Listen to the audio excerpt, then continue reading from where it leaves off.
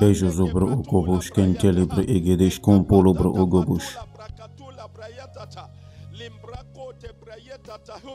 Ligros compro dogobos kenstekebre degis kontolobro ogos. Zigo Jacoba regris. Zigo bosh kantalabra agabush. Vous édifiez vous-même sur votre très sainte foi en priant par le Saint-Esprit. Zigosh kantalabra agadash. Ce matin, nous nous gardons dans l'amour de Dieu. Zigosh kantogrodos. Nous nous gardons dans l'amour de Dieu. Zigro ogobosh. Zigro ogobosh kantalabra agabosh. Golombro ogobosh kantolobro ogobosh kenterebre egebosh. Zizobro dogobosh kantolobro ogobosh. Zigro ogobosh. Si je parle en langue, mon esprit est en prière. Zogro ogodos konstokoro dogro ogobosh. Gila brandos kipa akabosh kantalabre igebosh kontalaba baba soke peteketekes. Zongro ogodos konstokoro dobro ogobosh. Zigro ogobosh. Que ton esprit prie ce matin. Zigro ogobosh kontolobro ogobosh. Zigro ogobosh konstokoro dogros. Zogro ogobosh konstokoro dogros. Ensemble comme une église, nous rendons grâce au Père. Zogro ogobosh, qui nous a rendus capables d'avoir part à l'héritage des saints dans la lumière. Zogro osh. Longro ogodosh, le Père qui nous a délivrés de la puissance des ténèbres. Zokapa josebre egedesh kontolobrosh. Gabosh, Egebosh. Et il nous a transportés, il nous a transférés du royaume des ténèbres dans le royaume de son Fils bien-aimé. Zigo Shakomana Brediges. Ainsi nous demeurons dans le royaume de lumière. Zigosh. Nous vivons dans le royaume de lumière. Siko Shokoporo Dobros. Zegro Ogobosh. Zegro Ogobosh. Zongro Ogodos Konstokoro Dogros. Nous vivons et nous nous réjouissons du meilleur des deux mondes. Zegro Ogobosh Konstokoro Dogro Ogodos. Menkonta Belegros Kejazopra Ogodos. Zongro Ogodos Konstokoro Dogros. Zegesh, nous aimons la parole de Dieu parce que nous sommes nés de la parole. Mekota Bredish, Kombra de Gebo, Shaka, Popopopopoposh. Lingro Ogobosh. Nous sommes nés de l'esprit. Nous sommes nés de la parole. Siko Shataka Lagash. Nigro Ogobosh, Shikabara, Nebro Onkrodogos. Zongro Ogodos. Par conséquent, nous sommes enthousiasmés par les choses de l'esprit. Magique au pas prêche. Golombre Ikabababash. Nous vivons par l'esprit et nous marchons par l'esprit. Nous fonctionnons par l'esprit. Nous prospérons dans l'esprit. Jegoda Bababash.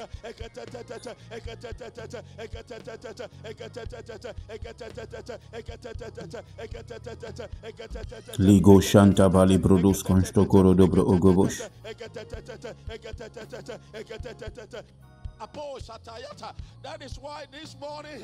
C'est pourquoi ce matin, alors même que nous asseyons au pied du Maître pour apprendre de lui, Zegosh, Kebredi Gezesh Kentekeres, Libro Ogobosh Kontolobros, nous recevons la lumière et nous recevons la connaissance révélée. Morogro Ogodos Konstokorobro Ogobosh Kanta, Magedosh. La parole de Dieu est enseignée ce matin. Nigro Ogobosh Kontolobro Ogobosh, Zizobro Ogobosh Kontolobro Ogodos.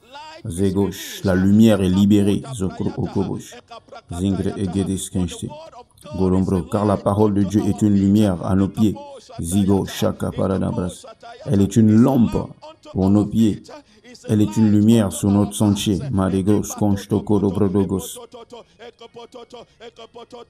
Melobro ogobrodogobosh. Leko sakapatuba la katayana. Yagaba sokobolo dobro onta kitakatay. Mangendo brodos konstokoro dogos. Nongro ogodos konstokoro dogos. Nous déclarons ce matin que pendant que la révélation Zombro Ogodos Konstokorodogus coule sans entrave dans cette atmosphère dans toutes les nations de la terre. Zijodra Ikabradeges. Nous déclarons ce matin que pendant que notre pasteur enseigne, Jiko Palash, Megobrando Godos, Ligros Konsto, la lumière brille, Zakombre Diga Son Kabaligredes, Zejozobro Gobros Kendegedes, Galagabasho Kapata Balegres, Egre Egedes Kenste, Meregre Egedes, brille dans le cœur des hommes partout, Nigre Egedes Kenste Gedegres, Zegre Egedes, ceux qui suivent ce service, Zengre Egedes Kenste Gedegres, à la télévision, sur les plateformes des réseaux sociaux, Malegre au gauche, la lumière brille, toutes les nations de la terre. Zongro Ogodo sur les campus, dans toutes les nations de la terre, dans tous les centres de maisons, Sigado Shanta, sur tous les campus, partout où les gens suivent ce service ce matin, Morogrosh Konto, Zengre Egedis. Il y a une écluse de lumière qui est relâchée pour donner l'intelligence aux simples, pour donner l'intelligence au cœur humble. Jigo Brade Gabosh. Galombro Ogobosh, Shikabara Dabra Egebush, Zegobosh, Kantala Bredi Gezuka Patelegris, Eregre Ezeko, Shakaba, Mandobra Akaya, Mongre de Gasuka Parada, Eregres Kenstekeregre Egeris, Eregre Egeris Kenstekeregris. Ainsi nous nous réjouissons ce matin en remerciant Dieu pour le pasteur que Dieu nous a donné. Nous nous réjouissons d'avoir un enseignant dans la maison. Mego Shakalanama. Nous nous réjouissons que Dieu nous ait donné un don. Zegre Egedes, un docteur Ebel Damina, un pasteur selon son cœur, un berger établi sur nous pour enseigner et nous nourrir. Zego Shakabaradabra Agados. Zegre Ogobush Kontologros. Zengre Egedis. Il a fait durant toutes ces années. Grides Kenshtekere de Gris. Donnons tout, Zigre Egedis Kensta. Donnons tout, Zigre Egedosh, Kantolobro Ogobosh, Kontoboro Dobrobobosh, Kambaye Babababash, Iba Bababam Bababash, Kontalabahaya. Zongros, ne retenons rien, Zigabashon Talabre. Zongro Dogros, de ce qui nous est profitable. Il donne tout. Mais le gros ogobosh kantalabra agadas kansta, zegre ogobosh kontolobro ogodos kansto, zegre egeris, non seulement l'évangile, zigo shatalabra agabosh, zegre egeris kanstekelebro ogobosh, zigre agadas kansta, il se donne lui-même à zugra agabash, il nous donne son âme à zugabasho katalamaj, zegre egeris, dans un engagement envers Jésus. Et ainsi, Père, ce matin, nous te remercions pour notre pasteur, le docteur Ebel Damina Zogodosh. Nous te remercions pour la grâce sur sa vie pour enseigner la parole et pour paître le troupeau, Zigre Egedis, en prenant la surveillance. Nous te louons et nous te remercions, Seigneur, parce que tu lui as accordé l'assurance, Zigre Egedis, et qu'au fil des années passées, cette année et dans les années à venir, Zokapa Jokabaradabre Egedish, Zegobosh Kantalagra Agadash, Negre Egedish, Zogre Ogoros, tu lui ouvres une porte qu'aucun homme ne peut fermer, une grande porte de la parole, afin que, où qu'il soit, à tout moment, n'importe quel jour, n'importe où, il ouvre la bouche avec assurance pour faire connaître le mystère de l'évangile, Marie Grish, et qu'il parle avec assurance, comme il doit parler, non avec des paroles concernant la sagesse humaine, mais avec celles concernant le Saint-Esprit. Comparons les choses spirituelles aux choses spirituelles. Makota kata palopa katuba la kata la gate kotoba le tekepete kutabala de kapota katalanama. Yana kata tatabala de bron. Meregre egedes kenste. Zengre egedes kenste keredegris. Mondo grodus. Nous te remercions, Père, parce que Zengre egedes kesh. Tu marches toujours avec lui en confirmant la parole par des signes. Tu confirmes les paroles de ton serviteur. Tu confirmes ou tu accomplis le conseil de ton messager. Malo kapacho katalana. Mejozobro ogodosh kontorogro ogodosh. Zegedege zekoto brodos. Zengre egedet kenchte keredegris. Zegro ogobosh kontorogro ogodos. Nongro ogodos. Nous nous réjouissons de la manifestation de l'Esprit. Zegro joshkanta. Père, nous te louons. Nous nous réjouissons ce matin que tu es capable de faire au-delà de tout ce que nous demandons ou pensons selon la puissance qui agit en nous. Sois glorifié. Jésus, ce matin, nous te louons au nom de Jésus. Que tout croyant pousse un cri. Que quelqu'un crie gloire. Célébrons la présence de notre papa. Célébrons la présence de notre maman. Célébrons avec joie. Célébrons avec une célébration. Que quelqu'un crie gloire. Alléluia. Bonjour papa, bonjour maman. Nous nous réjouissons et nous remercions Dieu parce que vous êtes à nous. Nous sommes privilégiés d'être à vous. Et ainsi ce matin, nous sommes prêts à recevoir la parole implantée qui peut sauver nos âmes. Levez les mains au-dessus de vos têtes. Levez ces mains avec joie et applaudissez avec un cri de joie. Recevons notre pasteur, docteur Ebel Damina. Gloire. Quelqu'un est-il enthousiaste? Criez Alléluia. Levez vos mains droites vers le ciel ce matin. Père, nous nous réjouissons d'avoir cette opportunité, cette nouvelle opportunité de venir devant ta sainte et précieuse parole écrite. Merci parce que ton Saint-Esprit habite en nous. Et merci pour le privilège d'apprendre, de grandir, d'être équipé et affermi dans la connaissance qui est en Christ Jésus. Ainsi, ce matin, nous recevons du ministère excellent de Jésus la connaissance révélée. Et je déclare que tout corps malade dans cette maison, partout dans le monde et toute personne connectée à ce service maintenant soit guérie au nom de Jésus. Nous faisons face à tout obstacle, toute barrière. Nous y mettons fin au nom de Jésus. Et nous déclarons que la joie du salut inonde les pensées et les cœurs de ton peuple. Et avec joie, nous puissons de l'eau aux sources du salut. Ainsi, nous nous réjouissons qu'à la fin de ce service, nous soyons tous édifiés et Jésus glorifié. Merci pour la bénédiction aujourd'hui. Au nom de Jésus, nous prions. Et que tout croyant dise en puissant Amen. Gloire. Levez vos mains droites vers le ciel. Déclarons ensemble ces paroles. Je suis né de Dieu. Je suis né de la parole. La parole de Dieu est ma nature. Je ne lutte pas pour pratiquer la parole. Je pratique la parole naturellement. Alors aujourd'hui, je comprendrai la parole de sa grâce. Je serai édifié. À la fin de ce service, je ne serai plus le même. Plus jamais le même encore. Au nom de Jésus, et que chaque croyant dise en puissant Amen. Gloire. Sommes-nous enthousiastes à l'idée d'étudier la parole de Dieu ce matin et jouir simplement de la grâce de Dieu? Alors si nous le pouvons, célébrons notre communion par un cri. Est-ce un cri de célébration ou quoi ce matin? Gloire à Dieu. J'aimerais que vous alliez vers 3, 4, 5 personnes, secouez quelqu'un, serrez quelqu'un dans vos bras. Dites-lui, vous serez béni parce que je suis venu.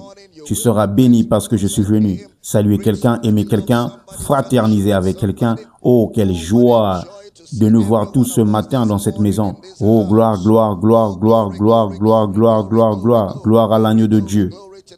Alléluia. Je me suis réjoui quand on me disait « Allons dans la maison de l'Éternel ». Alléluia. Très bien, prenez votre stylo, votre cahier, votre Bible. Vous pouvez vous asseoir tranquillement ce matin alors que nous entrons dans la parole de sa grâce. Je voudrais souhaiter la bienvenue à tous ceux qui sont connectés à ce service par Kingdom Life Network et à tous ceux qui regardent par d'autres chaînes de télévision. Nous sommes très heureux de vous avoir connectés à ce service. Je voudrais vous demander la faveur que vous m'avez toujours accordée. Faites venir quelqu'un, un membre de famille, connectez-le à cette chaîne et préparez-vous. Nous allons passer un moment engageant d'étude de la parole de sa grâce. Je souhaite aussi la bienvenue à la communauté des réseaux sociaux, frères et sœurs en ligne. C'est un honneur de vous avoir tous connectés. Nous allons passer un excellent moment d'étude et vous ne voulez pas laisser vos amis, vos membres de famille Alors prenez vos téléphones, tout le monde Power City en ligne sur les campus. Commencez à partager ce service ce matin. Partagez les liens. Tout d'abord, si vous n'êtes pas encore abonné à notre chaîne YouTube, c'est Ebel Damina Ministries International. Je veux vous encourager à vous abonner, à aimer la vidéo et interagir au cours de service. Je vous demande aussi de nous suivre sur nos autres plateformes Facebook, Ebel Damina, TikTok, Ebel Damina, Instagram, Ebel Damina, XS, Ebel Damina également. Nous apprenons, nous grandissons ensemble et nous inondons la terre du parfum de la grâce de Dieu. C'est une nouvelle année, une année pour accomplir des grandes choses pour Dieu. Alors, engageons-nous tous à utiliser nos plateformes et notre influence pour inonder la terre du mandat du Seigneur Jésus. Souvenez-vous, notre vision est de réintroduire Jésus à cette génération, d'équiper le croyant pour qu'il sache qui il est en Christ, ce qu'il a en Christ et ce que Christ peut faire à travers lui. Quelle joie d'apprendre et de grandir ensemble. Je souhaite aussi la bienvenue à l'auditoire radio dans l'état d'Akwa Ibom, partout où vous entendez le son de ma voix. Nous sommes heureux de vous accueillir à l'église ce matin. Accordez-moi la faveur habituelle. Appelez un ami, appelez un membre de famille. Demandez-leur de se brancher.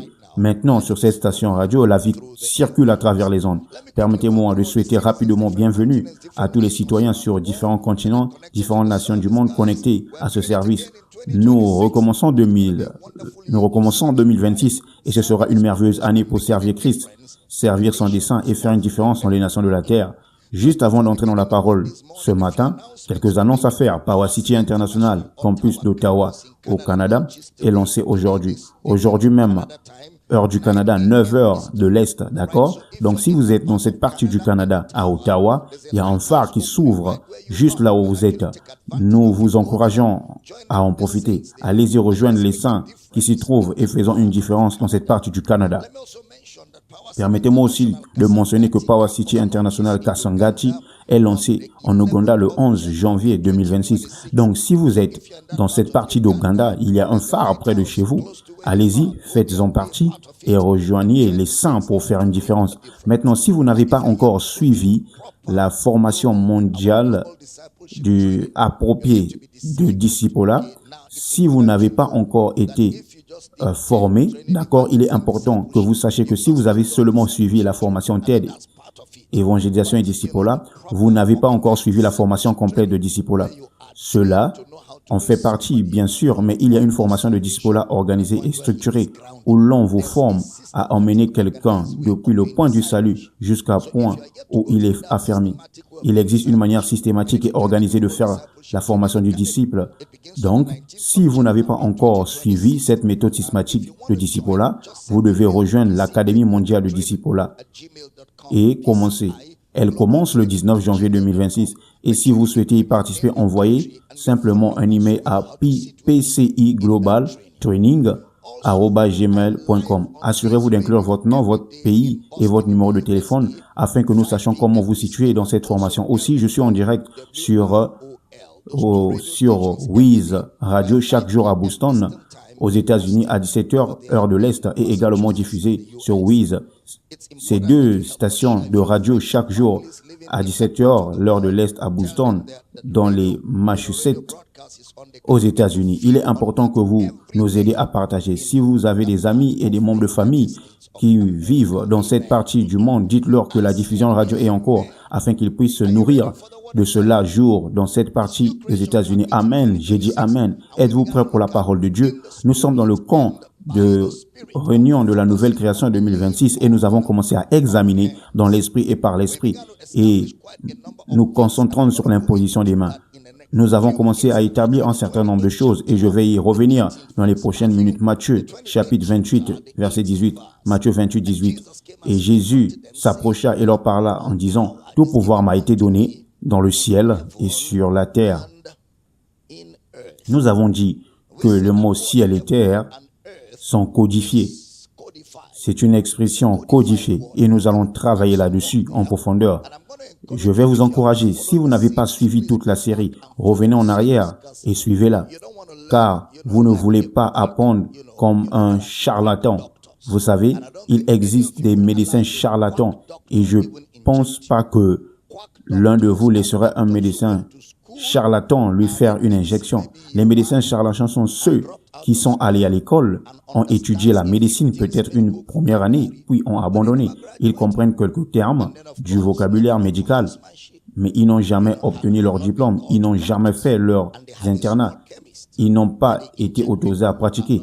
Ils tiennent une petite pharmacie où ils injectent les personnes non instruites. Ce sont des médecins charlatans, ils opèrent dans la division de la charlatanerie. Vous ne voulez pas faire partie de cela. De même, il existe des étudiants charlatans de la parole de Dieu. Et vous ne voulez pas être un charlatan. Vous voulez être bien formé, vous devez être studieux. Vous devez prendre le temps d'écouter tout ce que nous avons dit afin de bien être organisé, votre connaissance et d'être solidement affermi. Nous avons dit qu'il y a 3 manières de considérer les Écritures, parce que les Écritures sont écrites avec un arrière-plan surnaturel. Ainsi, lorsque vous entendez les mots ciel et terre, il s'agit d'un élément surnaturel ou concept surnaturel dans l'interprétation des Écritures. Ensuite, nous avons commencé à établir qu'il y a une manière dont Dieu voit, une manière dont l'homme voit, et une manière dont Satan et les démons voient aussi. Par exemple, sur la croix, lorsque Jésus était sur la croix de Calvaire, il y avait une manière dont Dieu le voyait, une manière dont l'homme le voyait, et une manière dont Satan le voyait.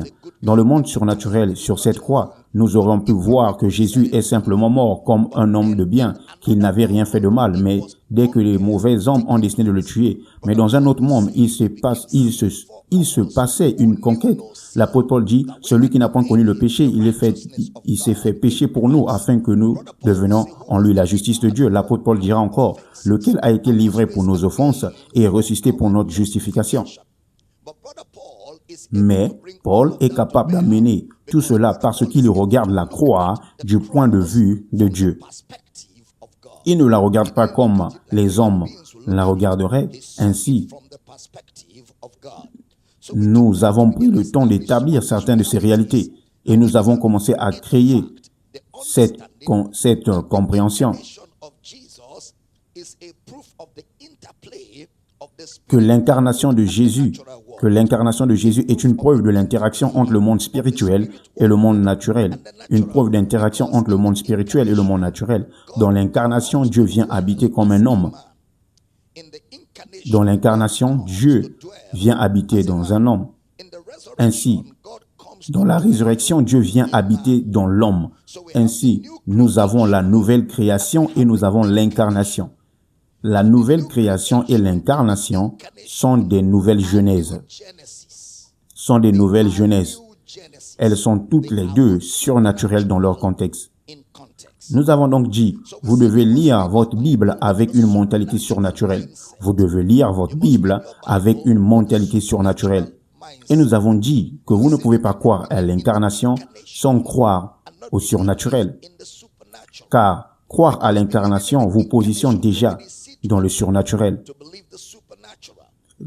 Dès l'instant où vous croyez que Jésus est Dieu et que Jésus est né d'une vierge, vous avez déjà adhéré au surnaturel, au monde de l'esprit.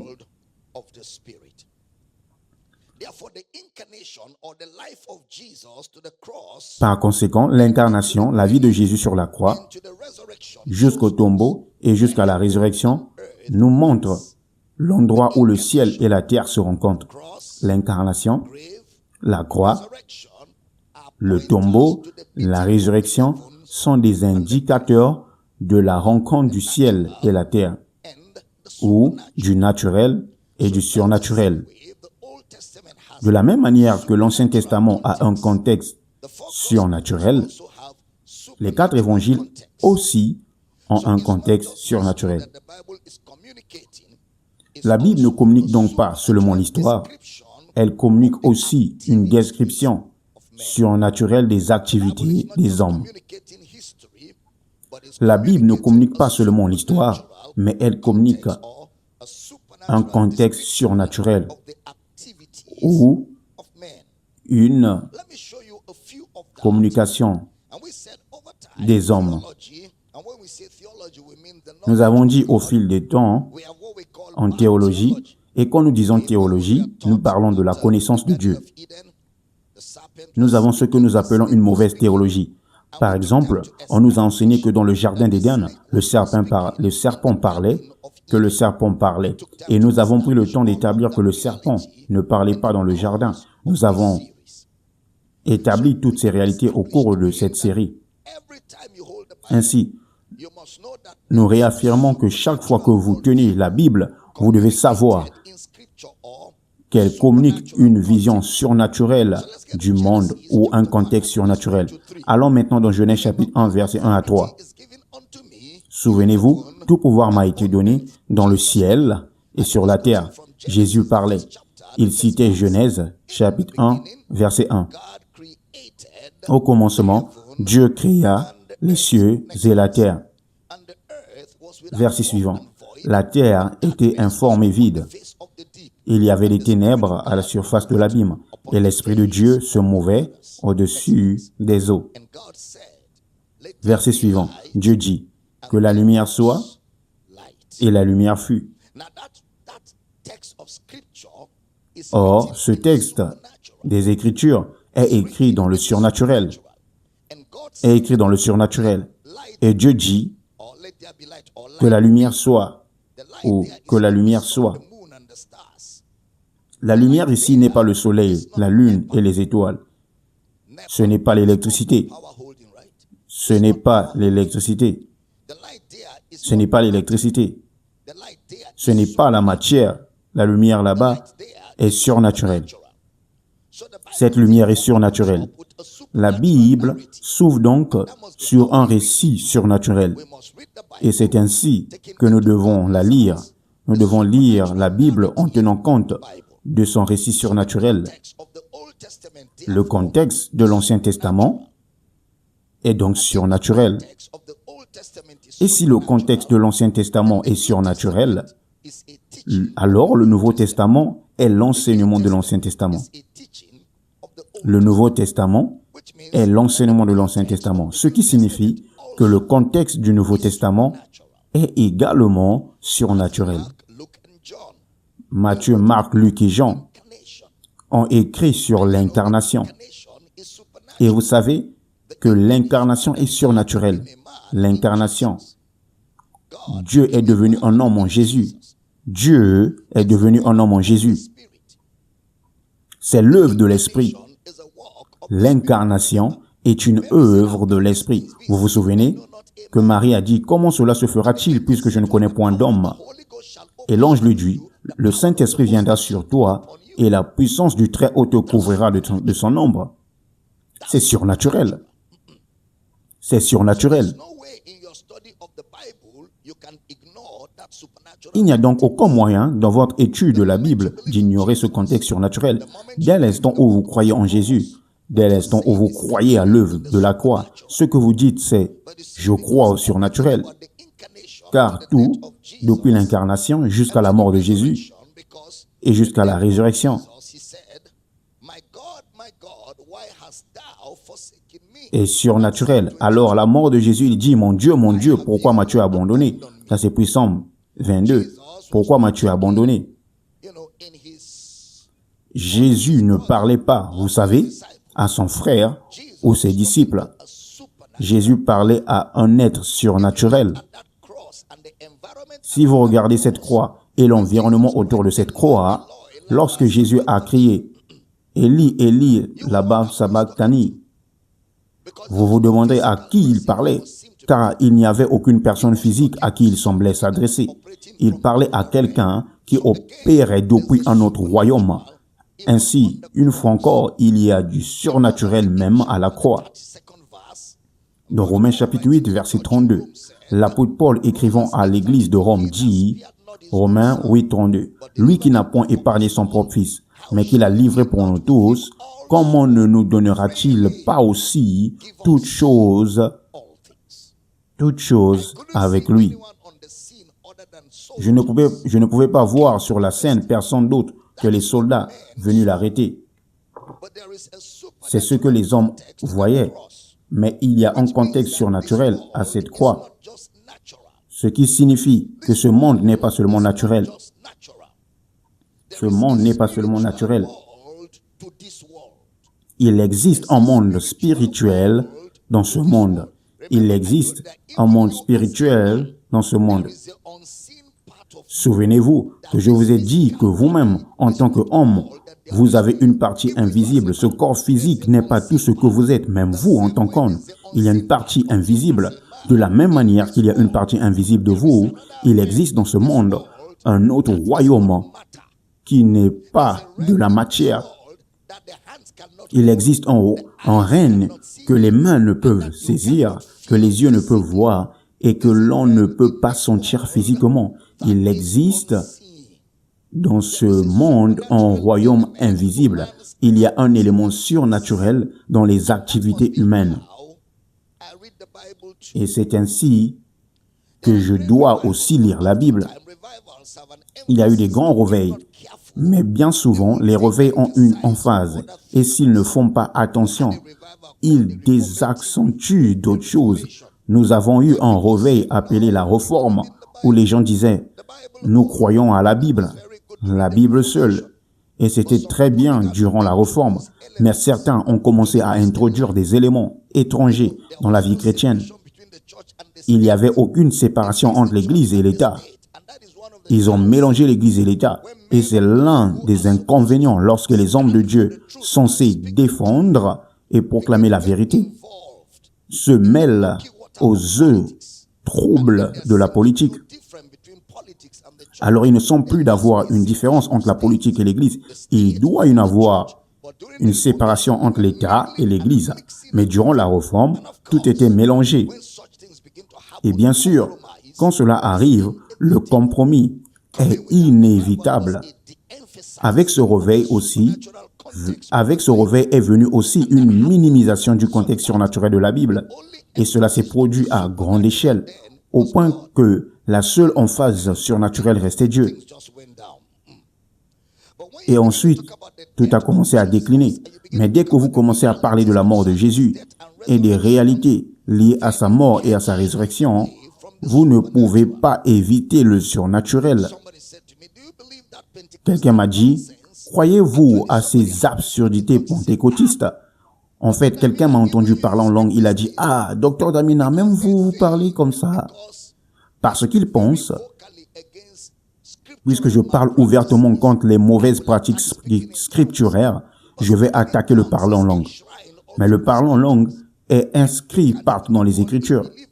Vous ne pouvez même pas être appelé croyant si vous ne croyez pas à l'élément surnaturel de la foi chrétienne.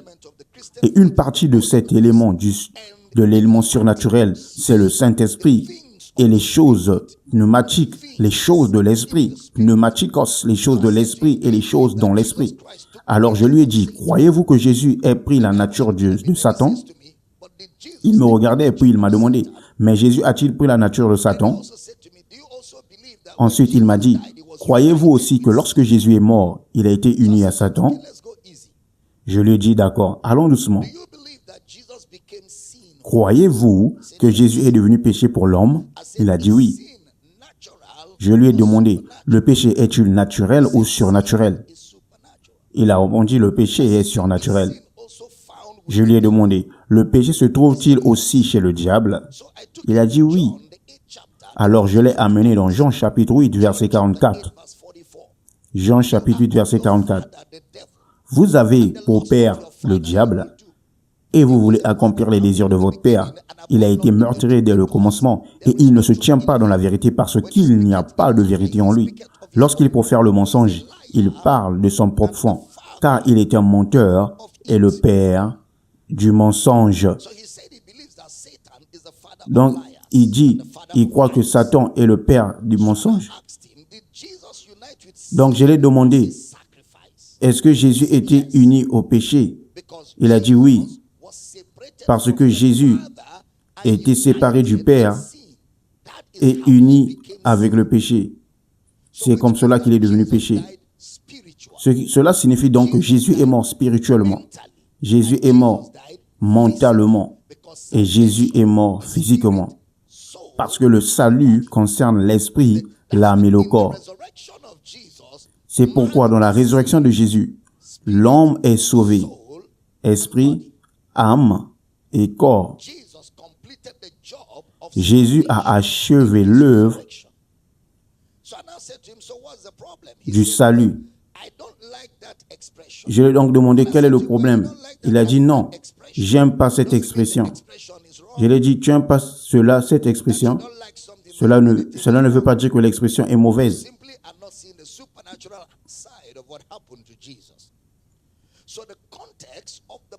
Donc, il ne voit pas le côté surnaturel de ce qui est arrivé à Jésus. Donc, le contexte de la Bible est surnaturel. Regardez Genèse, chapitre 3, verset 1. Genèse, chapitre 3, verset 1.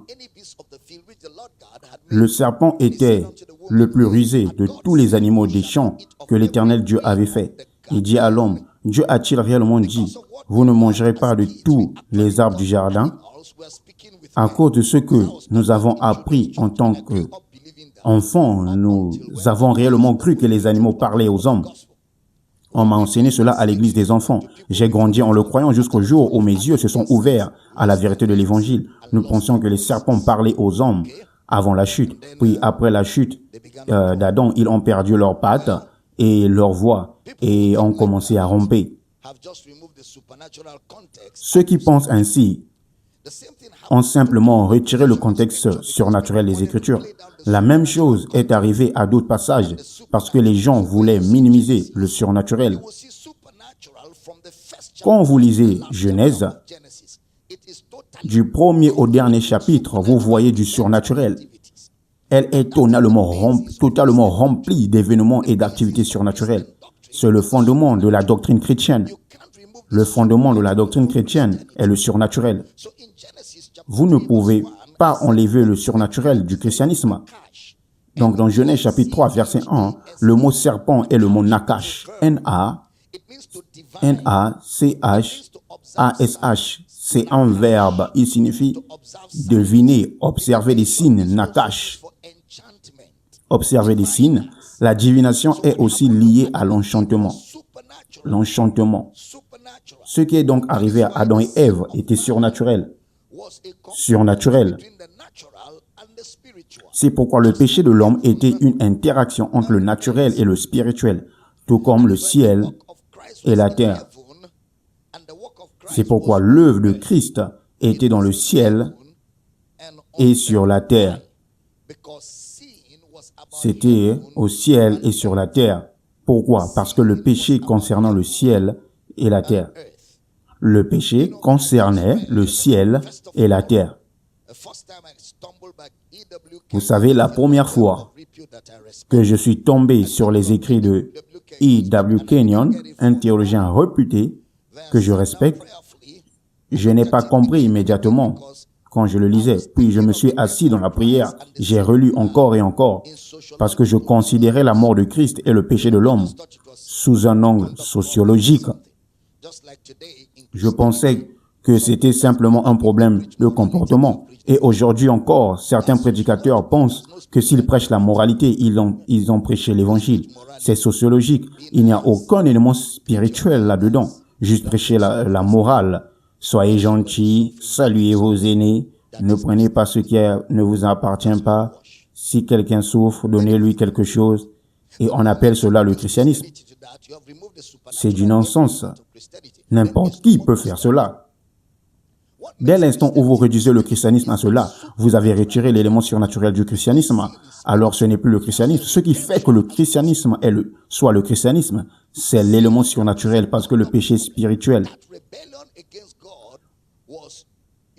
C'est pourquoi la rédemption doit être spirituelle. Le péché n'est pas seulement un problème de comportement. Cette rébellion contre Dieu n'est pas seulement un comportement sociologique ou un comportement anormal. Vous voyez? La manière dont Dieu a créé l'homme fait que les actions de l'homme sont à la fois naturelles et spirituelles.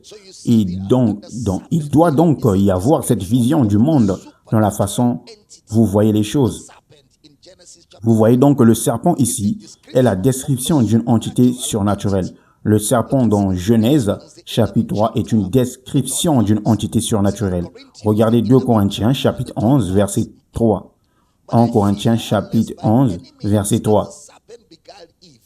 Or, je crains que Comme le serpent séduisit Ève par sa ruse, vos pensées ne se corrompent et ne se détournent de la simplicité à l'égard de Christ.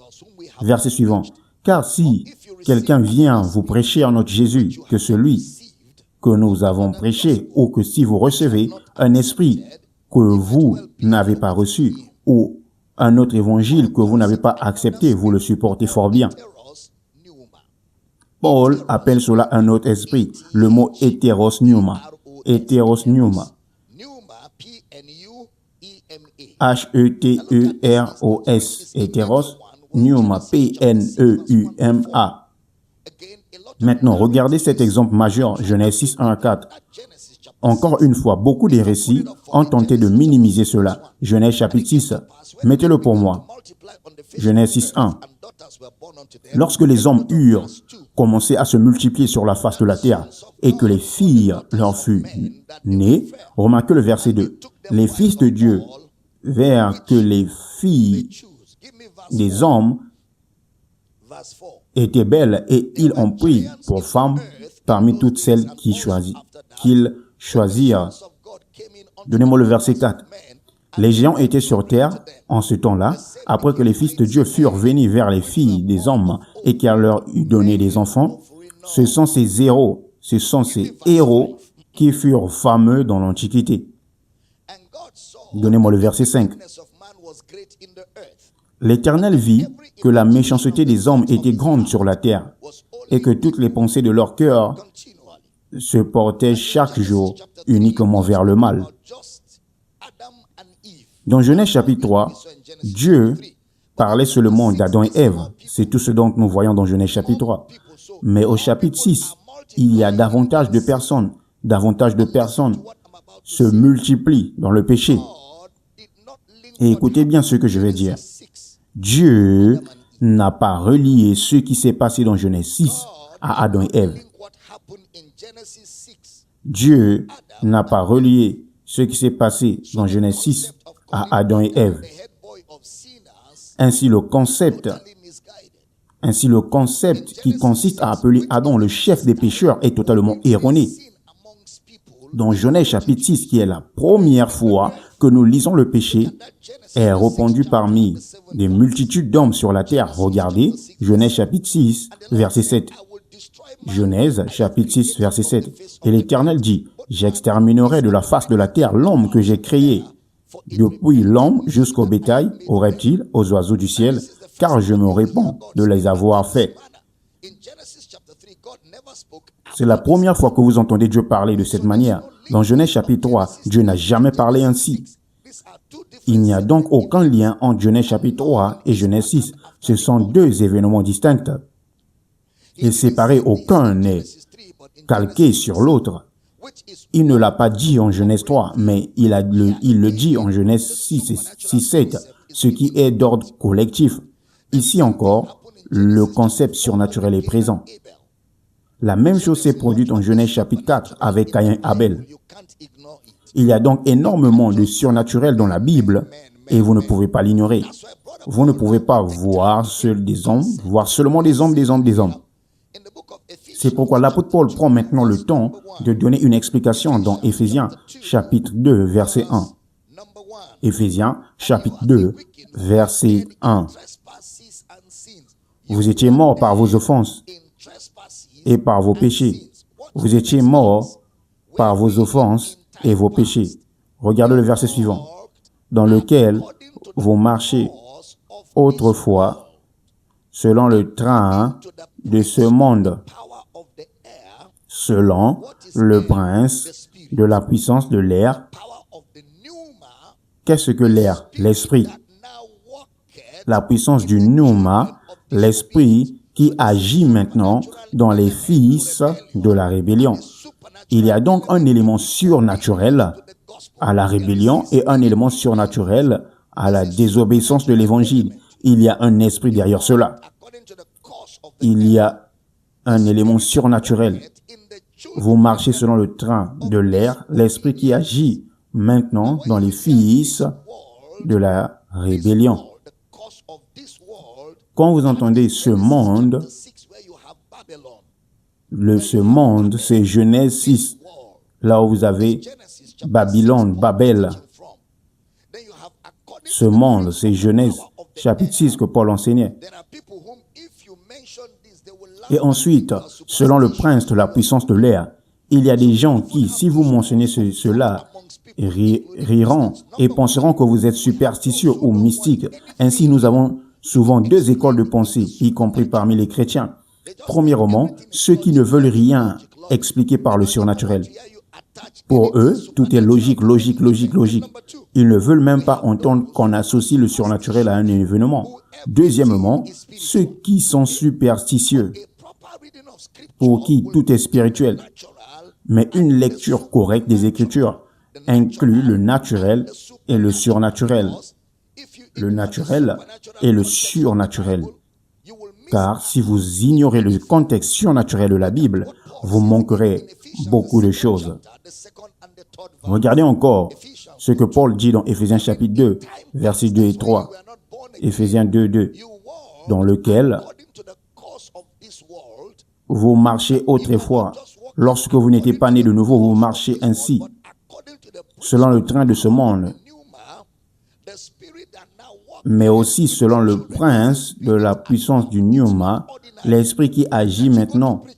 Il y a un esprit qui agit, ce n'est pas ordinaire. Que vous allez prêcher et quelqu'un dit « Sortez de ma maison ». Ce n'est pas ordinaire, il y a un esprit derrière cela.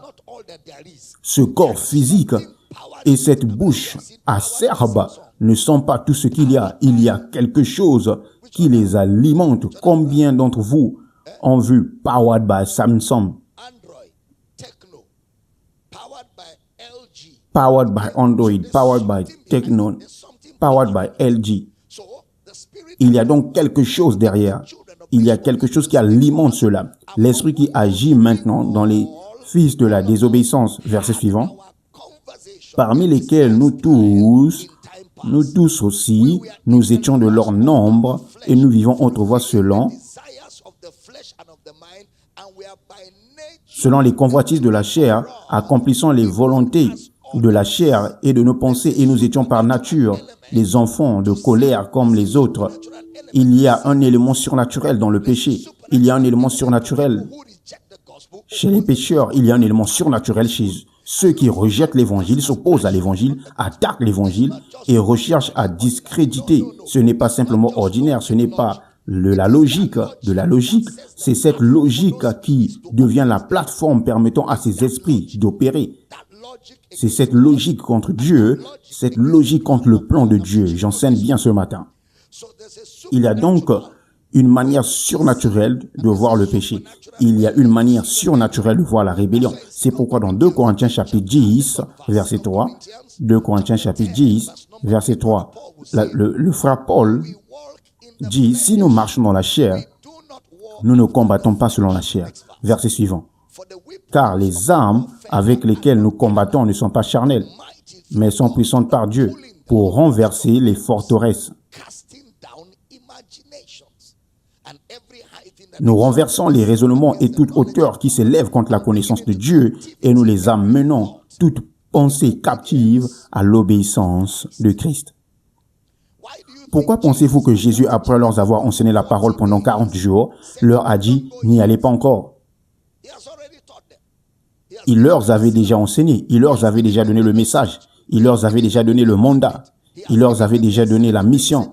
Puis il a dit « N'attendez pas, attendez, n'y allez pas ». Luc 24, 49. Luc 24, 49, mettez-le pour moi. Luc, chapitre 24, verset 49. Et voici, j'enverrai sur vous ce que mon Père a promis.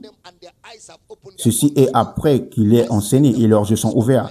Mais j'envoie la promesse de mon Père.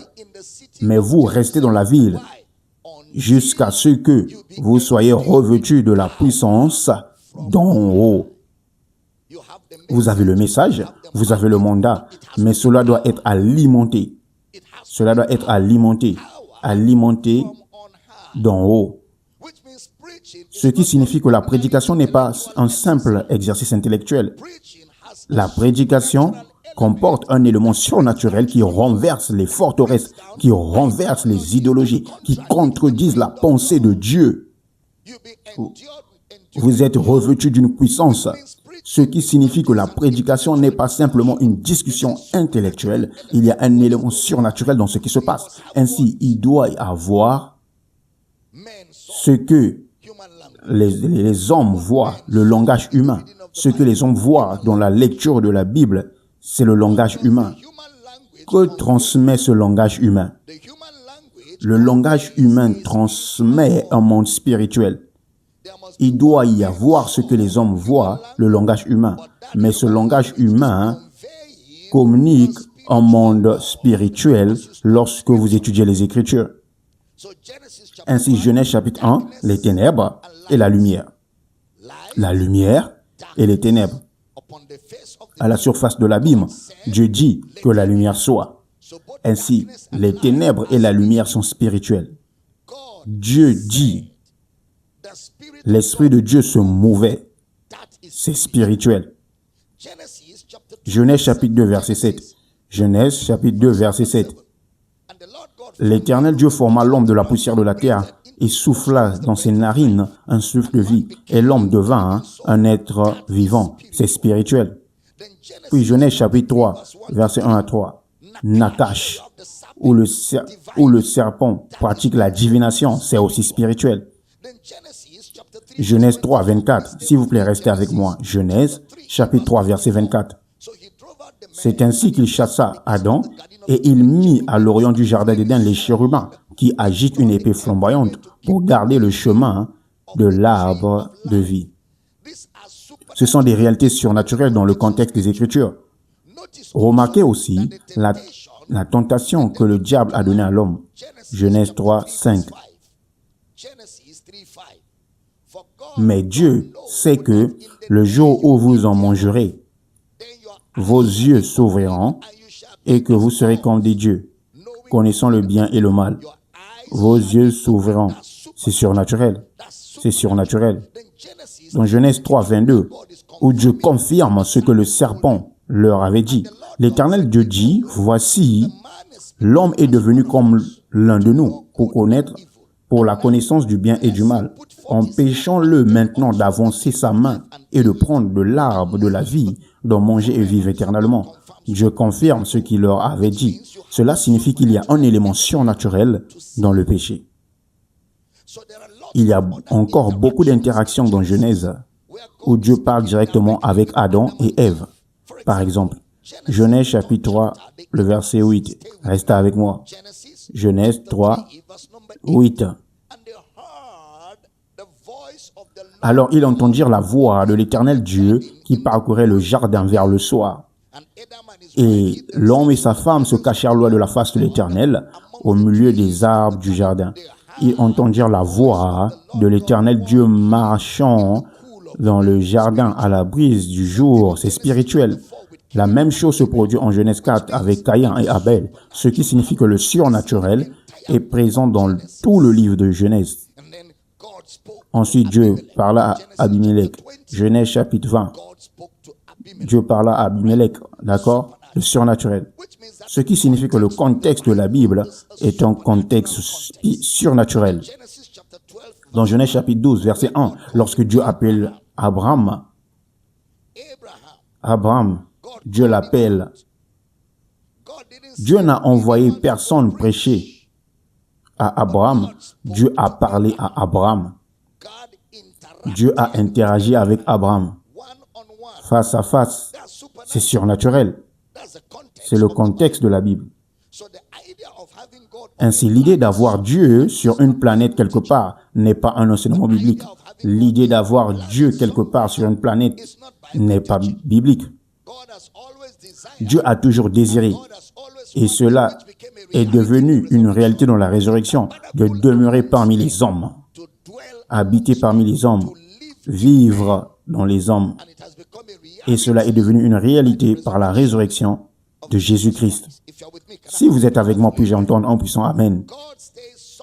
Dieu ne demeure pas quelque part, comme on nous l'a enseigné dans la religion, où lorsque nous aurons terminé notre travail, notre œuvre sur la terre, nous irons le rencontrer. Je m'envole, ô gloire, je m'envole. Je m'envole quand je mourrai. je m'envole. Nous montons vers Sion.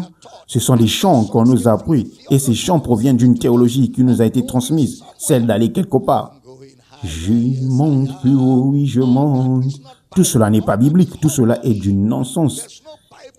Il n'y existe aucun enseignement biblique qui dise que nous allons aller quelque part.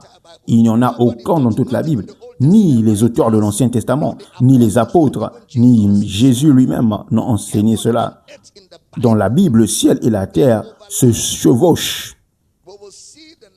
Nous voyons le naturel et le spirituel se chevaucher, se rencontrent et sont destinés à fonctionner ensemble.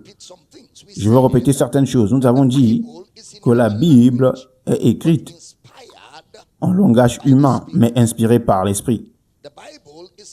La Bible est en langage humain, mais inspirée par l'Esprit. La Bible est donc 100% langage humain, 100% langage humain, 100% inspiration divine. La Bible est 100% langage humain et 100% inspiration de l'Esprit de Dieu. Ce qui signifie que la Bible est 100% Dieu et 100% homme, tout comme l'incarnation. Jésus est 100% Dieu, comme s'il n'était pas un homme, et 100% homme, comme s'il n'était pas Dieu.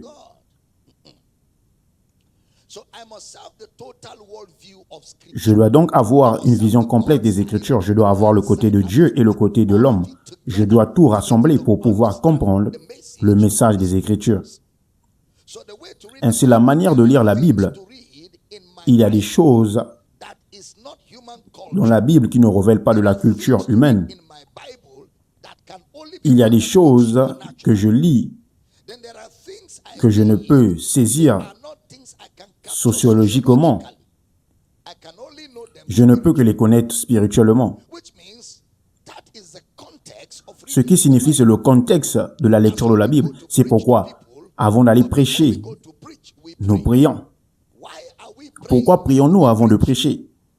Le message est en français, ils comprennent le français, mais pourquoi prions-nous avant de prêcher? Parce qu'il y a quelque chose qui alimente le message et il y a des esprits derrière les personnes à qui nous prêchons qui s'opposent au message.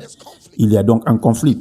Et si je dois vaincre, je dois exercer cette puissance qui m'a été donnée d'en haut pour prêcher l'évangile.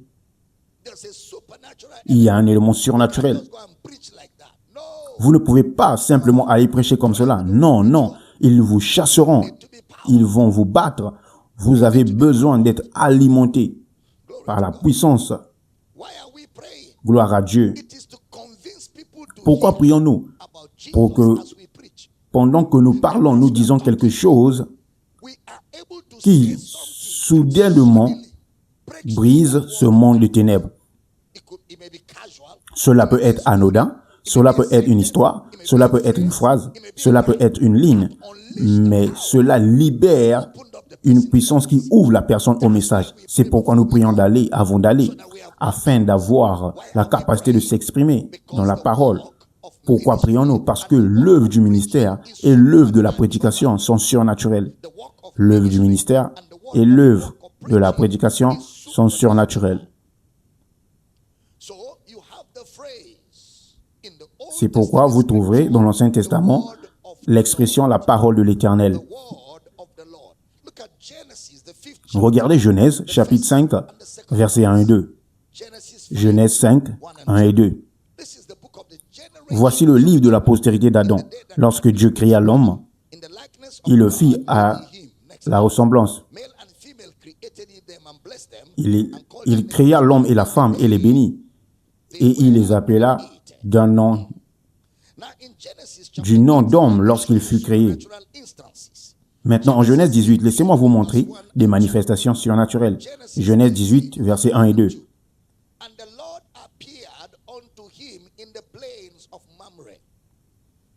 L'Éternel apparut à Abraham parmi les chênes de Mamré, comme il était assis à l'entrée de la tente pendant la chaleur du jour.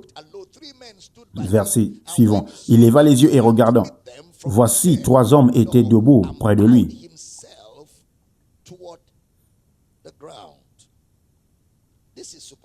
C'est surnaturel. Abraham avait déjà rencontré Dieu par Melchisédek. Il connaissait la différence entre un messager et Dieu. Il connaît la différence. Regardez maintenant le verset 3 à 7 de ce même Genèse 18. Et Abraham courut.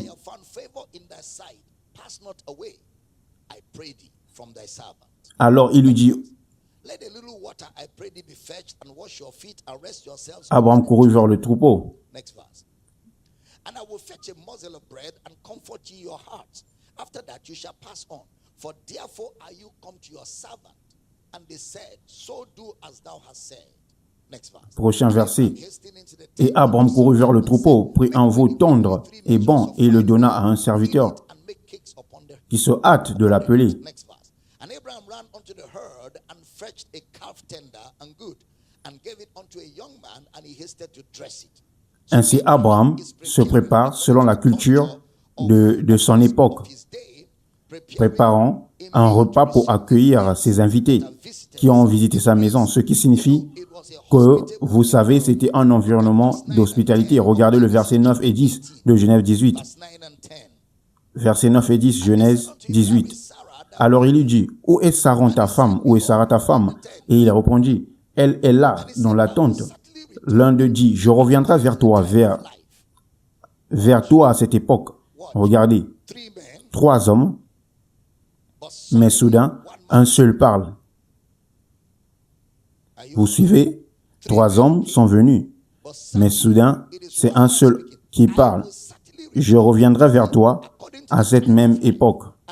Et voici Sarah, ta femme, aura un fils. Sarah écouta à l'entrée de la tente qui était derrière lui. D'accord, maintenant, prêtez attention. Remarquez qu'il y a un jour et qu'il y a un « il » dans cette discussion. Ne manquez pas ces 2 faits importants.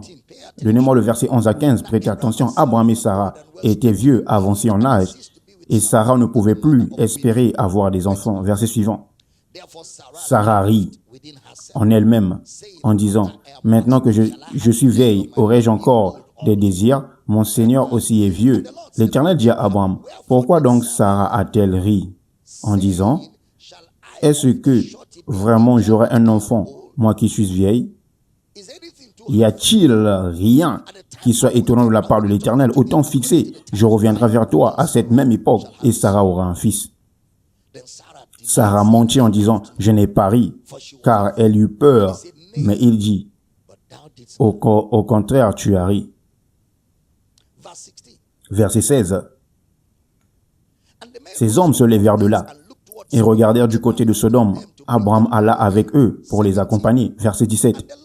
Et l'Éternel dit, il y a des hommes et il y a le Seigneur, l'Éternel. Alors l'Éternel dit, cacherai-je à Abraham ce que je vais faire?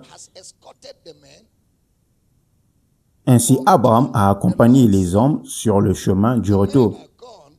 L'Éternel dit, les hommes sont partis, mais Dieu attend encore Abraham. Cacherai-je à Abraham ce que je vais faire? Regardez le verset 22 de ce même chapitre.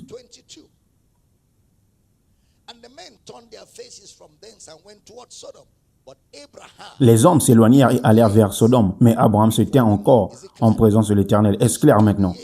Il se tint encore en présence de l'Éternel. Cela signifie qu'il y avait 3 êtres. L'un d'eux était l'Éternel et il y eut une interaction physique avec Abraham. Regardez le verset 31 à 33. De ce même chapitre, Abraham dit, « Voici, j'ai osé parler au Seigneur. Peut-être s'y trouverait 20 justes. » Et l'Éternel dit, « Je ne détruirai pas à cause de ces 20. » Verset suivant, Abraham dit, « Oh, que le Seigneur ne s'irrite point. Je parlerai encore. Peut-être s'y trouverait-il 10 justes. » Et l'Éternel dit, « Je ne détruirai pas à cause de ces 10. » Verset suivant, l'Éternel s'en alla lorsqu'il eut achevé de s'entretenir avec Abraham, et Abraham retourna dans sa demeure. Verset suivant.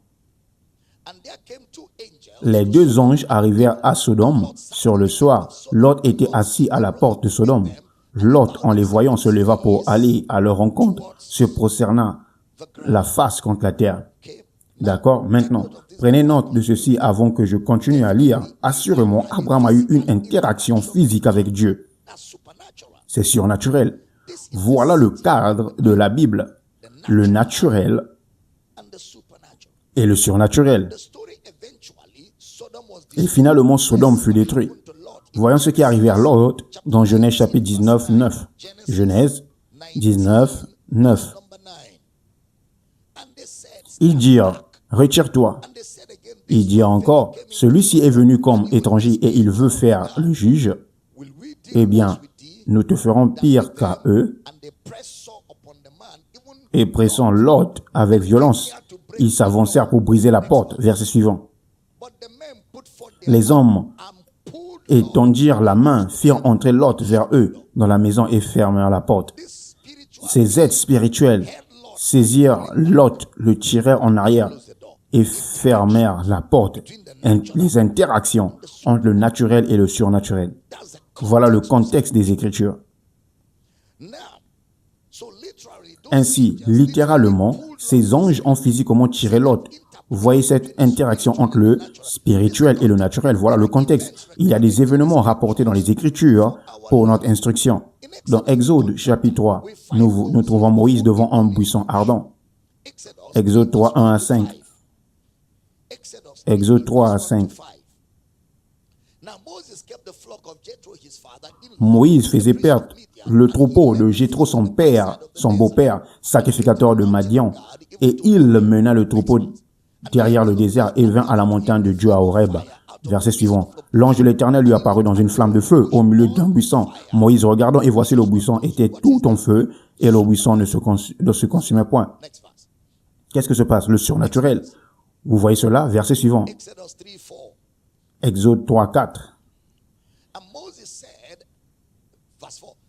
Verset 4. L'Éternel vit qu'il se détournait pour voir, et Dieu l'appela du milieu du buisson et dit, Moïse, Moïse, Mosé, Mosé, Moïse, Moïse.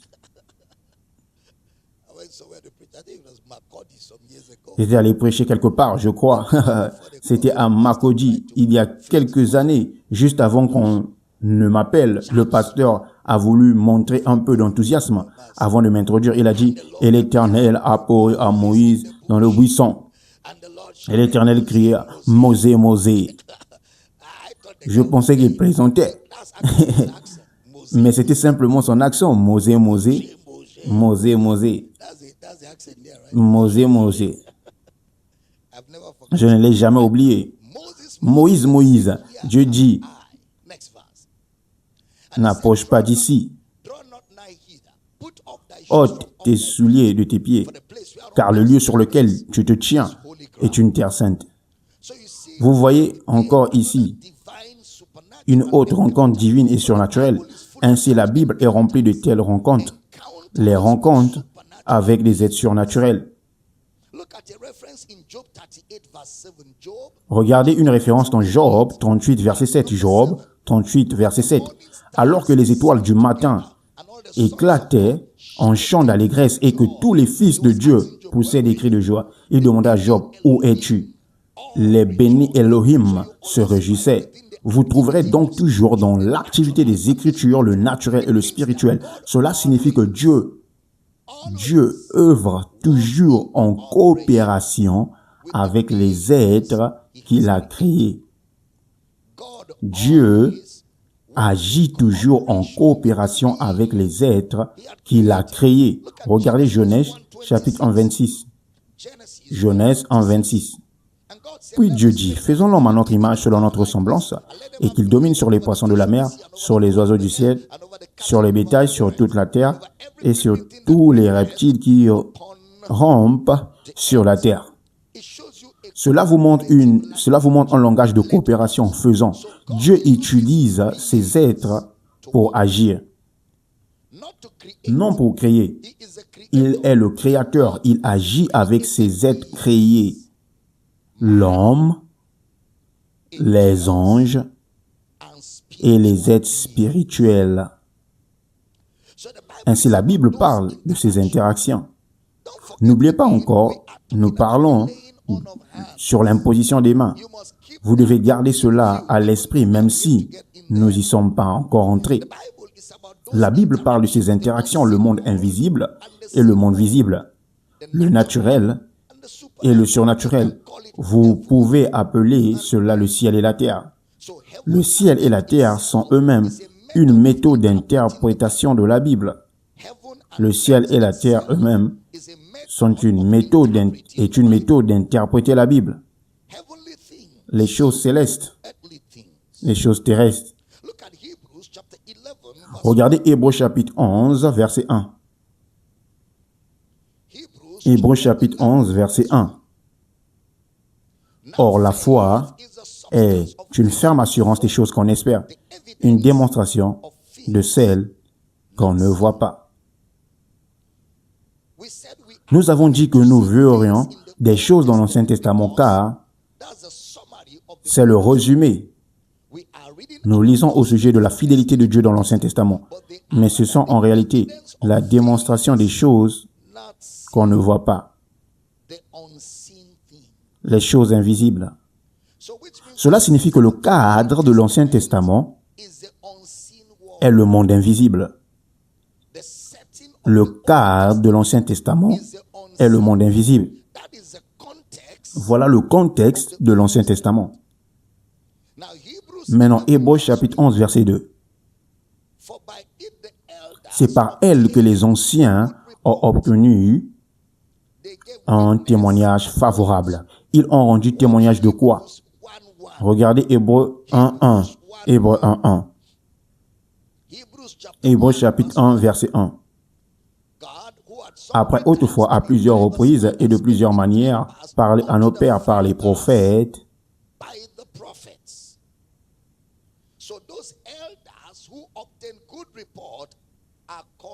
ainsi, ces anciens qui ont obtenu un bon témoignage sont appelés prophètes ainsi. Regardez Hébreux 11.3. Êtes-vous toujours dans la salle? C'est par la foi que nous reconnaissons que le monde a été formé par la parole de Dieu, en sorte que ce qu'on voit n'a pas été fait des choses visibles. Wow!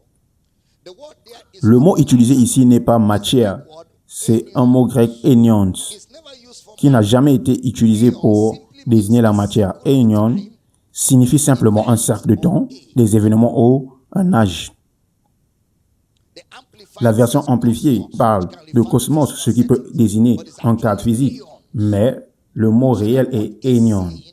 Ainsi, ce qui est visible n'a pas été fait à partir des choses. Ce qui est invisible n'a pas été fait à partir des choses visibles. Aionion n'est pas la matière. Cela signifie simplement temps. Ainsi, les temps bibliques ont été formés à partir de l'invisible. Les temps bibliques ont été formés à partir de l'invisible.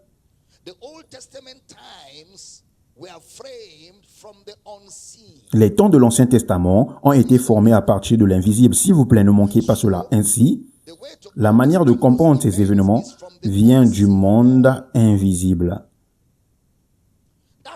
Ce mot « aions » ne peut pas et n'a jamais été utilisé pour désigner la matière. Je vous ai donné un contexte. Regardez Matthieu 28, 20. Matthieu 28, 20. Enseignez-leur à observer tout ce que je vous ai prescrit, et voici, je suis avec vous tous les jours jusqu'à la fin du monde. Amen. La fin du monde, il s'agit de la fin des temps. La fin des temps. Maintenant, Éphésiens 2.2. Selon le cours de ces éons, le cours de ce monde, le cours de ces temps. Romains 12.2. Ne vous conformez pas au siècle présent. Ne vous conformez pas à ce monde ou à ce temps, aux éons. 1 Corinthiens 2, 6 à 8 parle de la sagesse de ce monde, de ces temps, de ce monde, des éons qui vont à la perte. Ce qui signifie que les temps de l'Ancien Testament sont écrits purement à partir du monde invisible. Les temps de l'Ancien Testament sont écrits purement à partir du monde invisible. Ils s'ouvrent dans le monde invisible comme le ciel et la terre. Puis chapitre 3, la divination et l'enchantement, le serpent. Voilà pourquoi la genèse de la fausse doctrine se trouve dans Genèse 3, 1 à 7. C'est la genèse de la fausse doctrine. Qu'est-ce que Dieu a dit? Dieu ment. Voilà la genèse de la fausse doctrine. Et il y a un combat spirituel en cours. Ce qui signifie que le monde spirituel est un monde réel. Le monde spirituel est un monde réel. Il fait partie intégrante de l'existence humaine. Le monde spirituel est un monde réel. Nous ne devons pas toujours voir les choses uniquement du point de vue naturel. Nous ne devons pas non plus tout voir uniquement du point de vue surnaturel. Vous ne comprenez pas? Lorsque vous lisez des mots dans la Bible, premièrement, traversez d'abord la grammaire et regardez quel est le message cela porte. Quel message cela porte? Un monde surnaturel. Ainsi, nous ne devons pas tout voir uniquement du surnaturel ni uniquement du naturel. Vous devez voir à la fois le naturel et le surnaturel. Regardez Genèse chapitre 2, verset 21. Genèse chapitre 2, verset 21. Alors l'Éternel Dieu fit tomber un profond sommeil sur l'homme qui s'endormit, et il prit une de ses côtes et le renferma la chair à sa place. Quand je lis cela, si je le lis d'un point de vue naturel, Adam a eu un profond sommeil, dormir profondément. Cela voudrait dire que la manière d'avoir une femme serait de dormir. N'est-ce pas ce que vos enseignants des relations enseignent partout? Ce non-sens, dormez profondément. Qui a déjà épousé une femme en dormant? Même le bon sens devrait vous dire qu'on n'épouse pas une femme en dormant. Aucun homme n'a jamais dit maintenant, je veux me marier, puis a pris des somnifères pendant 1 mois, s'est réveillé et sa femme l'attendait. Donc cela ne peut pas être ce qui s'est passé ici, même naturellement parlant. Cela ne peut pas être ce qui s'est passé ici. Le prophète sommeil ici est une mission, est une vision. Le profond sommeil ici est une vision.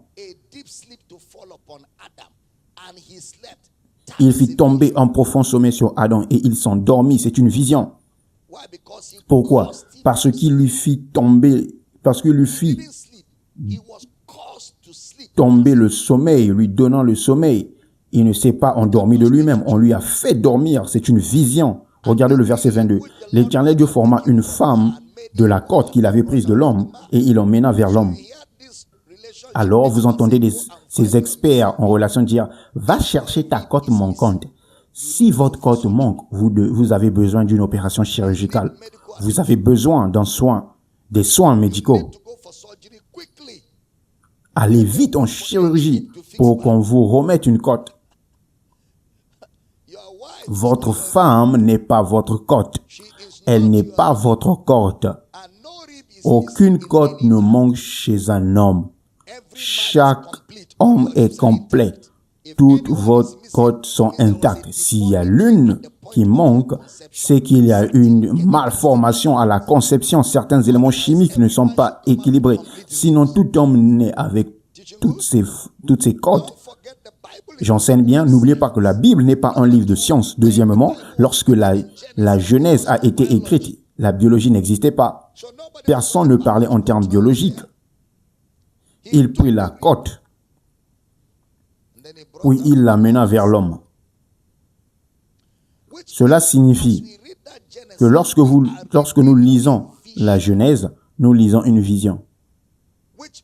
Ce qui fait d'Adam un prophète, un sacrificateur et un roi. Adam était un prophète, un sacrificateur et un roi.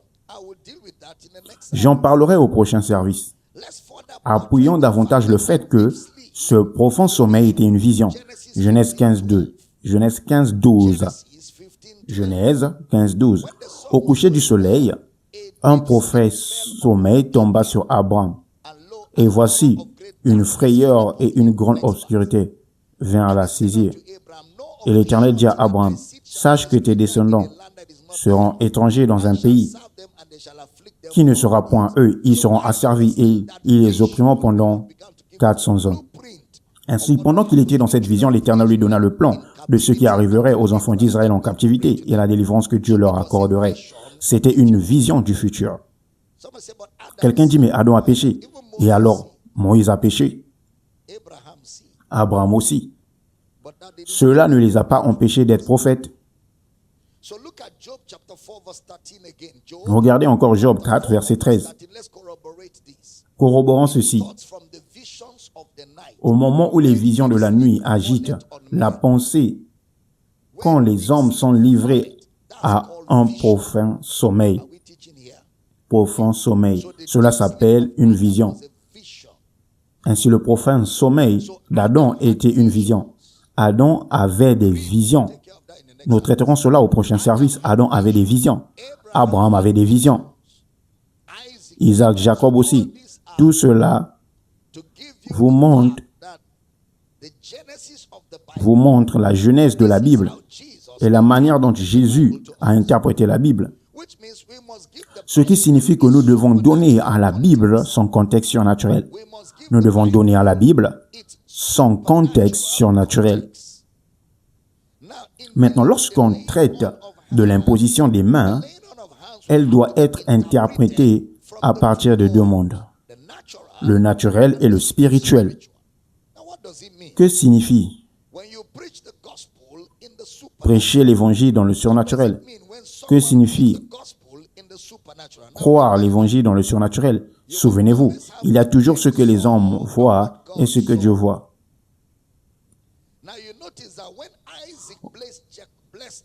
Remarquez que lorsque Isaac bénit Jacob au lieu d'Ésaü, il était aveugle, il ne voyait pas. C'est pourquoi sa femme est intervenue. Elle avait vu une vision que le plus jeune dominera sur l'aîné et que l'aîné servirait le plus jeune. Mais avec le temps, Isaac avait oublié qu'il n'était pas non plus le premier-né. Ainsi, il aima Ésaü. Il préférait Ésaü. Il voulait bénir Ésaü.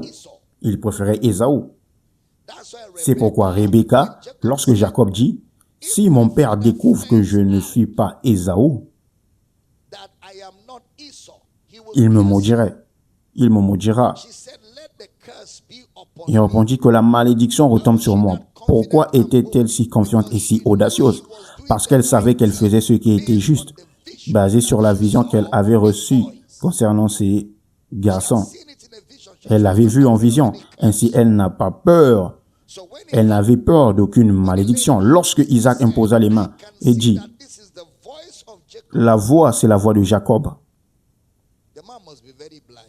L'homme était vraiment aveugle. Hein?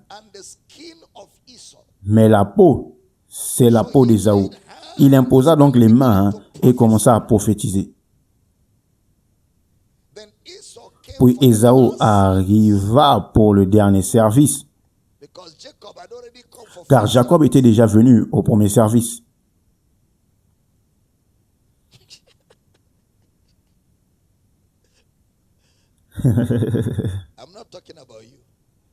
Je ne parle pas de vous. Lorsqu'il arriva, le père dit, « Ah, où étais-tu » Il répondit, « Papa, me voici. »« Ah, ton frère a tout pris. Ton frère a pris la bénédiction. Ton frère l'a emporté. » Si ce qu'Isaac faisait n'avait été qu'une simple prière, s'il avait eu une erreur, il aurait pu dire, « Je change d'avis. J'inverse la prière, j'annule la prière. » Ou bien, « N'en tiens pas compte. Viens, faisons la vraie prière. » N'est-ce pas une prière? Dire que Jacob a obtenu la bénédiction par tromperie n'est pas vrai. Cela voudrait-il dire que Dieu a été trompé? Car la bénédiction venait en réalité de Dieu.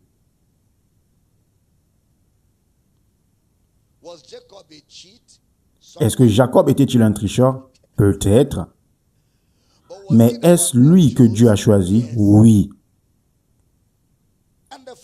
Et le père dit, ton frère a été béni et il restera béni. Ésaü était riche. Mais ce qui s'est passé là n'était pas naturel. C'était une chose surnaturelle. C'est pourquoi il a dit, il restera béni. Que quelqu'un crie, je pense le surnaturel. Je pense surnaturel. Tournez-vous vers votre voisin et dites, voisin, assurez-vous que l'histoire de votre vie ne soit pas entièrement explicable. Il doit y avoir des choses qui arrivent dans votre vie sans une explication logique. Est-ce que je parle à quelqu'un ici? Il y a des choses qui doivent arriver dans votre vie et les gens diront comment? Et vous direz, je ne sais même pas moi-même. Je ne peux pas expliquer tout ce que je sais.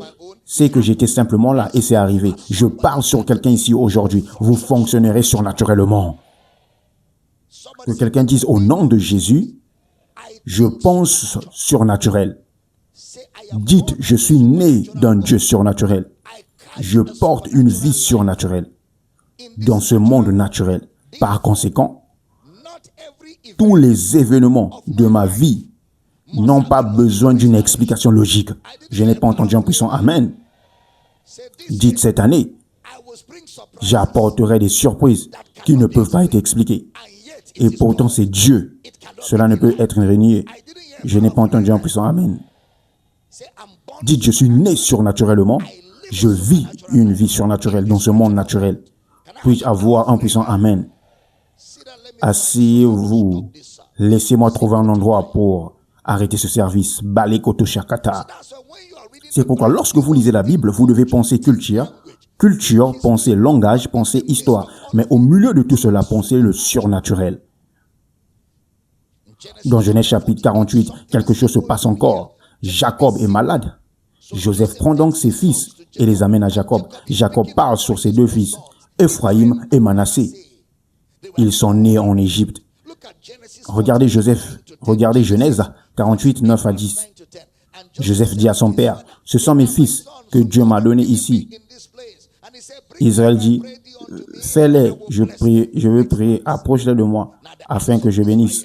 Les yeux d'Israël étaient apaisantis par l'âge. Il ne voyait plus Joseph les filles approcher de lui et il le baisa et l'embrassa.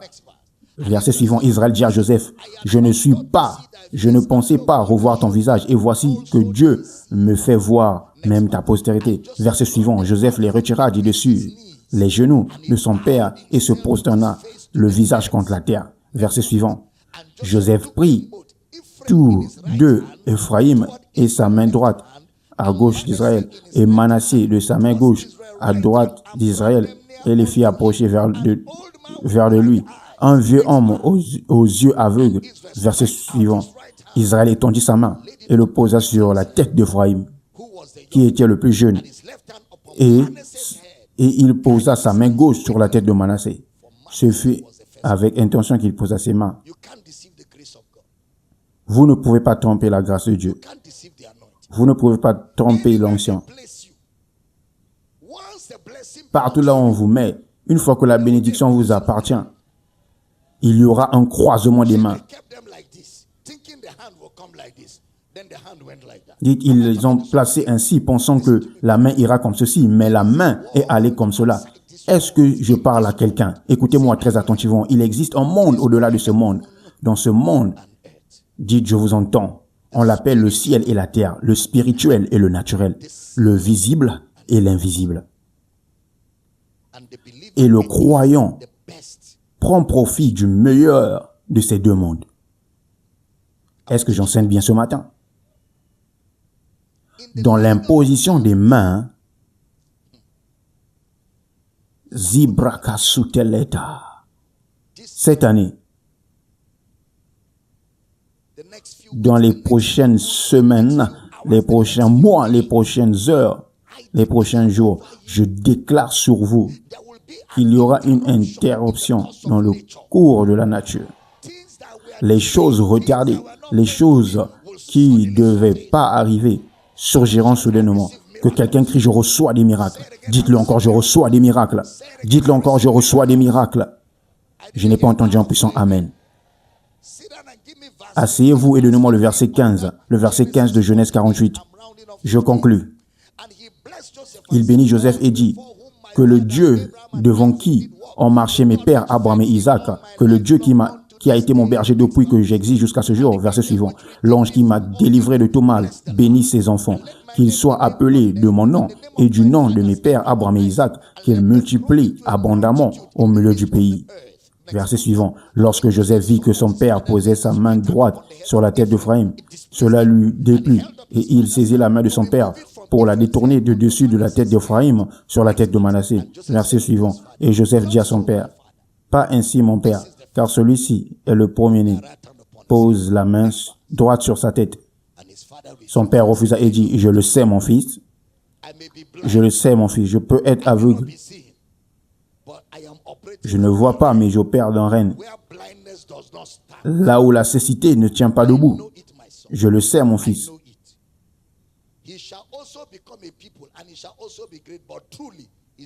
Lui aussi deviendra un peuple, lui aussi sera grand. Mais son frère cadet sera plus grand que lui, et sa postérité deviendra une multitude de nations. Il savait que son père n'était pas promené. Il savait que son grand-père n'était pas promené. Il savait que lui-même n'était pas promené. Vous savez, parfois nous oublions que nous sommes tous des produits de la grâce de Dieu. Parfois nous oublions. Vous ne choisissez pas pour Dieu, vous suivez le plan de Dieu. Vous ne choisissez pas pour Dieu, vous suivez le plan de Dieu. Son père refusa et dit au verset 19, « Je le sais, mon fils. Il deviendra aussi un peuple et il sera aussi grand, mais son frère cadet sera plus grand que lui. Et sa postérité deviendra une multitude de nations. » Quelque chose de surnaturel était en train de se produire. Des mains étaient imposées, mais ce n'était pas seulement des mains. Nous devons comprendre la signification de l'imposition des mains. Pourquoi Jésus l'a-t-il ajouté à la grande commission? Ils imposeront les mains. Pourquoi n'a-t-il pas simplement dit ils prieront pour les malades? Pourquoi a-t-il ajouté l'imposition des mains à la grande commission? Voici les miracles qui accompagneront ceux qui auront cru. En mon nom, ils imposeront les mains aux malades. Quelqu'un dit, je pense surnaturel. Dites-le très fort, je pense surnaturel. Dites-le plus fort. Lorsque les mains sont imposées sur vous, ou lorsque vous imposez les mains à quelqu'un, pensez surnaturel. Souvenez-vous que Dieu a envoyé Ananias pour aller imposer les mains à Saul. Jésus est apparu à Saul. Je pensais que c'était déjà assez surnaturel, mais il a envoyé Ananias pour imposer les mains à Saul. Il y a quelque chose dans l'imposition des mains. Et au cours de ce camp de la nouvelle création, nous explorons tout cela, car il est dit que nous marcherons dans la plénitude de la bénédiction de l'Évangile. Tournez-vous vers quelqu'un et dites, vous marcherez dans la plénitude de la bénédiction de l'Évangile. J'aimerais que vous vous leviez et vous disiez, je marcherai dans la plénitude de la bénédiction de l'Évangile. Dites-le encore, je marcherai dans la plénitude de la bénédiction de l'Évangile. Dites avec moi, mon intelligence augmente, ma compréhension augmente et s'améliore dans la parole de Dieu. Dites, j'ai une pensée surnaturelle dans les Écritures. Dites avec moi, la Bible n'est pas un simple livre. Ce n'est pas un livre ordinaire. C'est un livre avec une langue humaine, une culture humaine, mais un contexte surnaturel. Dites, je suis né de l'esprit. Le surnaturel est mon domaine d'opération. J'opère le ciel et la terre. J'ai pas entendu un bon amen. Et je parle sur vous ce matin, partout où vous entendez le son de ma voix. Ces réalités façonnent votre vie. Ces réalités réorganisent votre vie. Ces réalités conçoivent votre vie. Là où vous échouez, cela s'arrête maintenant. Là où vous luttiez, cela s'arrête maintenant. Recevez la direction, recevez la solution, recevez la clarté, recevez la conduite de l'esprit. Vos pas sont ordonnés. Au nom de Jésus, votre vie est plus productive que jamais auparavant. vous marchez d'une manière digne du Seigneur pour lui être agréable en toutes choses au nom de Jésus. Merci Père pour les prières exaucées. Merci pour la révélation qui augmente dans cette maison comme un torrent. Au nom de Jésus, nous prions et que chaque croyant dise Amen sur une note de finalité. Allez-y maintenant, donnez au Seigneur la plus grande célébration ici. Cela ne ressemble plus à une grande célébration dans cette maison. Gloire à Dieu. Gloire à Dieu. Amen. Prenez vos offrandes d'honneur, donnons et réjouissons-nous ce matin. Et vous ne voulez pas manquer le prochain culte, alors que nous continuons à bâtir sur ces choses que nous posons. Ce sera encore un grand culte à 11h ce matin. Gloire à Dieu. Aujourd'hui est le dimanche du partenariat. À tous nos partenaires dans le monde entier, nous vous aimons. Nous vous remercions pour tout ce que vous avez fait pour soutenir ce mandat. Et cette année encore, 12 mois qui sont donnés pour porter l'évangile plus loin que nous l'avions jamais fait auparavant. Nous ferons beaucoup plus. Que quelqu'un crie, nous ferons plus. Dites-le encore. Dites-le encore une fois. Dites encore plus fort. Plus encore pour le royaume de Dieu. Ainsi, tous les partenaires de ce ministère dans le monde entier, merci pour la fidélité à nous soutenir au cours de l'année écoulée. C'est une nouvelle opportunité qui s'ouvre pour 2026. Je vais prier pour les partenaires maintenant. Et ici, dans la maison, nous prierons aussi pour les partenaires. Et bien sûr, au cours de cette conférence, nous commencerons à parler du partenariat afin que vous compreniez ce qu'est réellement le partenariat pour que vous décidez de nous soutenir de la manière plus délibérée et plus passionnée. Nous avons le monde entier à atteindre avec l'évangile de Christ. Mais encore, merci pour votre partenariat. Père, nous prions pour tous les partenaires dans le monde entier. Partout où se trouvent les partenaires en ligne, à la télévision, à la radio, sur les campus. Merci pour la fidélité, l'engagement à cette cause que chaque partenaire a exprimé par des sacrifices et par un soutien délibéré de ce que nous faisons dans le monde entier. Je prie aujourd'hui que chaque partenaire de ce ministère soit béni et enrichi, que vous ayez la suffisance en toutes choses, que vous abondiez pour toute bonne œuvre, que vous soyez gardés par la puissance de Dieu. Et alors qu'une autre opportunité s'est ouverte pour nous cette année, nous sommes vivants pour accomplir l'œuvre de Dieu. Je déclare que vous ne manquerez d'aucun bien, des ressources sur des ressources, et nous ferons beaucoup plus encore pour la gloire de Dieu. Une grande grâce est sur vous. Et je déclare que vos besoins sont surnaturellement pourvus aujourd'hui au nom de Jésus. Père, nous te rendons grâce pour tous les partenaires à travers le monde. Au nom de Jésus, nous prions. Et que chaque croyant dise en puissant Amen. Prenez vos offrandes d'honneur. Nous voulons donner nos offrandes d'honneur. Le compte est Power City International. La banque est FCMB. Le numéro de compte est 29 82 68 20 28. 29 82 68 20 28. La banque suivante est Zénith. Le numéro est 10 12 36 59 12. 10 12 36 59 et 12. Que tous ceux qui sont dans la salle, levez vos offrandes afin que nous puissions donner et honorer Jésus ce matin. Père, nous te remercions pour le privilège de donner, pour le privilège d'honorer ta parole et le privilège de mettre nos ressources disponibles pour l'avancement de ton royaume. Nous te sommes reconnaissants de pouvoir le faire et de le refaire encore. Merci pour la bénédiction sur cette famille. Et alors que nous donnons aujourd'hui, nous nous réjouissons de ce que l'évangile prospère dans toutes les nations. Au nom de Jésus, nous prions et que chaque croyant dise en puissant Amen.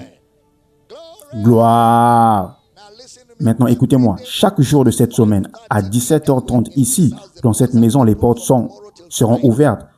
De demain à vendredi, enseignement et prière ensemble, saisissant l'année à l'avance et amenant des circonstances et des situations à s'aligner en faveur du dessein de Dieu pour nos vies.